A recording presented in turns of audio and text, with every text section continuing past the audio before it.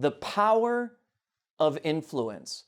Look, it doesn't matter if you're a newly minted leader or you've had the opportunity to lead for decades. As leaders, we need to understand the power we have with the influence that we hold. Go all the way back to the point where you were a child. So when I was 7 or 8 years old, I shared a room with my brother, and on Saturday mornings, that was my morning. I'd get out of bed, I'd crawl out, I'd go to the next spare bedroom that was really turned into a TV room. And about 7:30 on that Saturday morning, I'd flip that old dial TV on, kind of turn the dial to make sure it was perfect on the station that I wanted. And ultimately, I sat there for an hour or an hour and a half, and I was watching my favorite show. And that was the superheroes. Now think about this, right? I'm now a 49-year-old man thinking about all the way back to the influence the superheroes had in terms of my life and what I wanted to be. Superman was the guy that I wanted to be. This is, as you all know, this is a guy that can jump over tall buildings, that can stop trains, that can save people.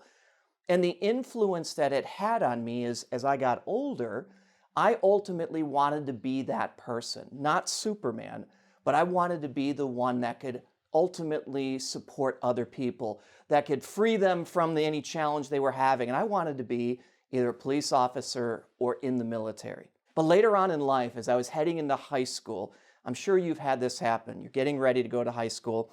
Down the street, down the block from where I lived, there was two brothers. We'll call them Mike and Mark. And they had gotten into some trouble in that local area. So everybody knew them. My mom came up to me the day I was starting 9th grade in high school and said, "Stephen, just remember, don't hang out with Mike and Mark too much." "Why, Mom? Why wouldn't I want to hang out with them?" "Because they might be a bad influence on you." We've been receiving influence and giving influence to those around us from the time we were little kids. We had an impact on other people. Now let me ask you a question. What do these people have in common? Donald Trump, Madonna, Arnold Schwarzenegger, and David Simmons, who's on the other side of the camera controlling this. Right? You would think, well, they don't really have anything in common. In fact, that's not true. The one thing all of them have in common is that they're all people of influence. See, real influence is not a positional thing. Influence is how we make that person that reports to us, is next to us, is at the grocery store in front of us. People won't always remember what you say. People won't always remember what you do.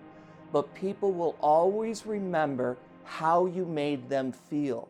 That is the power of influence. So we know that there's power in influence, but the question becomes, who do you influence? Well, let's take a look at it from a different perspective. Think back to those people that have influenced you in your growth. Could it have been your mother? Did your mother teach you to be kind to other people? Was that the influence that she provided on you? Could it have been your dad? Your dad taught you the value of hard work. Or maybe it was a brother who taught you that practicing over and over in sports was the right thing to do. My point in all of this is everybody around you ultimately influenced you. Now think about your boss. How many times have you had your boss or somebody in a position of power be the person that you remember as influencing you? The reality of it is, it's not very often. It's usually somebody outside of in a position of authority that was really the key driver of influence in your life. Let's take a look at this from a peer leadership perspective. So in this particular circle, we're going to draw a little bit of a compass. Here's north, here's south, here's west, and here's east. This is you, right in the center of this compass. And this is about influencing and leading yourself first. But if we draw a line south from the midpoint, this is all about positional influence. This is the absolute lowest form of influence. What you're doing is telling people what to do. You're using your position to influence others, which is actually, as I said, the lowest level of influence. If I draw a line from west to east, this is what would be considered peer influence. This is the influence you have or could have on the people around you. Now, you're going to ask the question, why do I care about influencing my peers? Well, think about it this way. What if you're now promoted to lead your peers? Would they follow you? The ability to influence peers, peer-to-peer influence, is the next level above positional influence. The highest level of influence is the ability to go north, to be able to influence your boss, your boss's boss, people who really have no reason to receive influence from you, especially positional influence, because in this case, they're actually over you. This is the type of influence that you have to earn through consistency, but primarily through providing value. If you can drive this level of influence in all of your relationships, this is what begins to create the right leader. Here's what you've got to understand. Leadership is all about influence, nothing more and nothing less. Let me repeat that again. Leadership is all about influence, nothing more and nothing less. So we've seen that leadership is really about influence, and obviously influence is all about impact on people. So we can draw the correlation that leadership is actually all about people. In order to improve company performance, we have to use influence. Influence is all about driving value to people. Value is based on aligning what you want people to do with their own purpose. Influence is not about leadership, is not about position.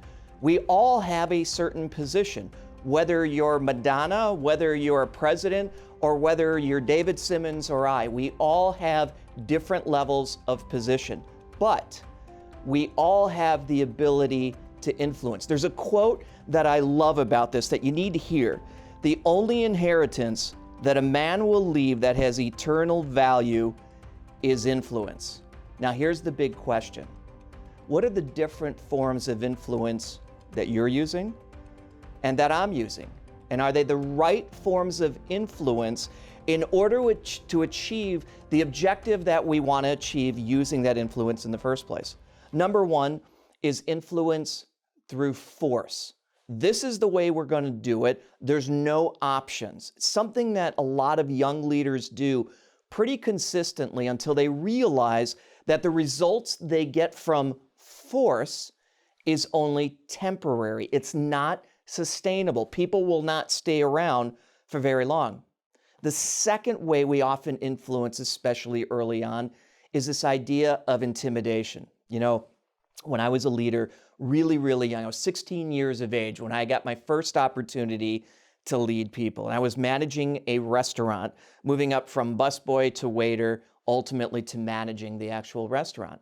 And at 16, I had no business trying to lead a group of other people, anywhere from, let's say, 6 on the low end to 15 people on the high end, if it was an actual busy night. And ultimately, my way of influencing my team to perform was intimidation. Look, if we don't do it my way, for you, it's going to be the highway. In essence, you'll end up losing your job. Now, I thought I had learned from that, but later in life, as I really focused on driving and growing entrepreneurial endeavors, unfortunately, that came back up for a period of time, and I see this now in leaders, big companies, big teams, small teams. Intimidation is very ineffective for the long term. This third way is manipulation that we often use to try to influence other people. We do it with our kids, we do it with our friends, we do it with our spouses. The problem with manipulation, it's I'm going to win, and it's probably going to cost you. So you lose and I win, just so I get what I want instead of focusing ultimately on providing value to you and what you want. Positional influence, we already talked about. When you look at the influence compass at the bottom, it was the easiest and the lowest level of leadership, which in essence is influence. Leadership is influence, nothing more, nothing less. So positional influence, although it works initially, it has a tendency to quickly dissipate, no longer providing value. What we need to focus on is influence through exchange. In essence, it's good for you. As a result of it being good for you, it's good for me, it's good for the organization. When we have influence through exchange, now it's a win-win for both parties, and ultimately that becomes sustainable. There's a quote that I love about this idea of influence, which is very practical, both in personal and business life. And here's the quote: "The only inheritance that a man will leave that has eternal value is influence." The question becomes, what's the influence that you're leaving? So why do you want to influence? Why do we want to influence? This is important because motives make a big difference in the way in which we influence. I mean, think about your motive. If your motive is all about you and setting yourself up as the hero, the way you influence will probably not be in exchange, but will be in one of the other forms, whether it's force, whether it's intimidation. When you're thinking about the impact of influence on the other person, put yourself in their shoes for a second and think about 3 questions to ask of you or of that other person. Number 1, do you care about me? Right? If you're going to allow somebody's influence to impact you, one of the first questions the person receiving that influence is going to ask is, does that person care about me? The second question is ultimately, can they help me? And the third question is the biggie: can I trust them? If the answer to any of those 3 is no, you've got to be able to look deep inside and say, what's the motivation behind the influence that I'm trying to cause in the first place? If it's based in the wrong level of influence, ultimately, it again will not be sustainable. So beyond that, how do you increase the level of influence that you have on other people? Well, there's really 2 basic steps to being able to do that. Number 1 is continuing to learn yourself, investing in yourself, influencing the outcomes for you, because it's only at that point where you can go to number 2 and starting to provide more value within other people. It starts with you and ultimately learning more so you can transfer that to the people around you. So what's the simple, practical application to all of this, to improving the amount of influence or the level of influence you have on the people that are around you? Number 1, at the end of every day, ask yourself a simple question: what went right? Think about all of the interactions you've had with the people that work for you, the people you work with, the people you work for, the cashier that you went to at the local CVS store. What went right is question number 1. Question number 2, what went wrong? How could you change the way you influence those people around you? Remember, influence can be as simple as a smile or a scowl. And then the third, what are you going to change tomorrow so you don't repeat what you did today? There's an old Einstein saying, or one of those philosophers that said, look, if you keep doing the same thing over and over and expecting a different result, you'll ultimately go insane. That's the definition of insanity. The way in which we apply our influence, we become greater in terms of the influence that's sustainable on others, the more we provide value to them. The more we look at, do we provide value? How did I or how did I not? Allows us to change our actual approach to this idea of influence, which is really leadership. So what's the conclusion about all of this? Let's do a quick recap on this. Number 1, we've got to understand that leadership is, again, all about influence. The quality of our influence is how it's delivered. Whether you're a young leader that you've been doing this for 5 days, or you're an experienced leader that you've been doing this forever, but you understand the impact of influence and want to understand the practical steps, the practical things that you could be doing to improve your leadership, improve your influence, you don't want to miss investing in yourself. And here's one of the ways you can do that. Starting on October 16th, I'll be leading a 10-week mastermind on this idea of becoming a person of influence. We'll meet for 90 minutes once a week. This is limited to 10 people per mastermind. And this is actually based on the book Becoming a Person of Influence by John Maxwell.